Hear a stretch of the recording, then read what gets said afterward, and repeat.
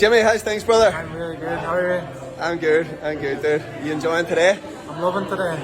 Loving it. Absolutely. Okay, boss, so you're going to tell us a wee bit about your time at Elite so far, yes?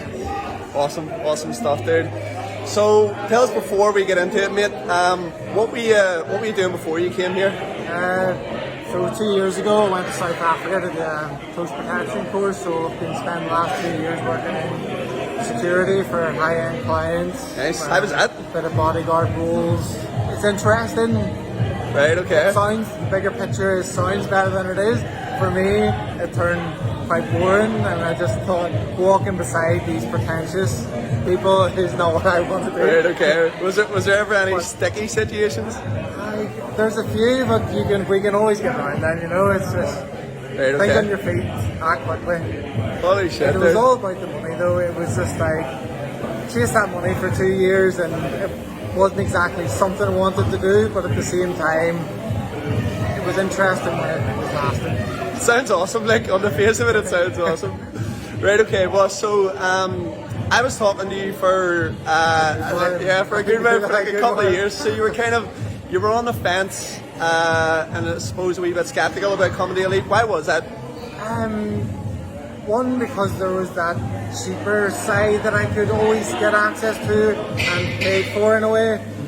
So my thinking behind it was, I'll just go get the tick in the box, I'll get it over and done with, I'll get in the gym, I'll beast people, cool, that's the way it's going to work. Right, okay. But over the last, I suppose, 3 months with this pandemic, I've realised that even myself, I don't move essentially well. So I started doing peels and reels and different kind of movements within this London group, and then I started chatting to you then, and as I hadn't been working for 3 months, I picked up other jobs, like a lorry job, and I've never even driven a lorry before in my life, one of the big ones, but I still managed to do it. But yeah, I was just started moving.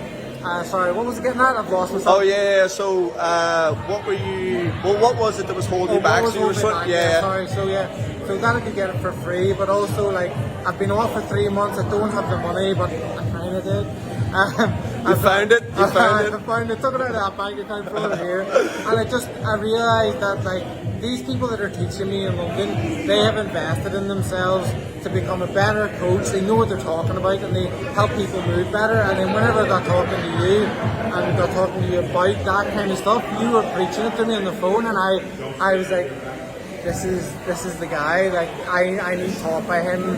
Like I could go to a training course in London, pay £1,000, and I would just get a certification, but you get so much more from what I've only seen in a week from what you would ever in these other courses. And it's in a way I would say it's a bargain to whatever. Well, I believe so. Whatever the price is, it's a bargain in my eyes.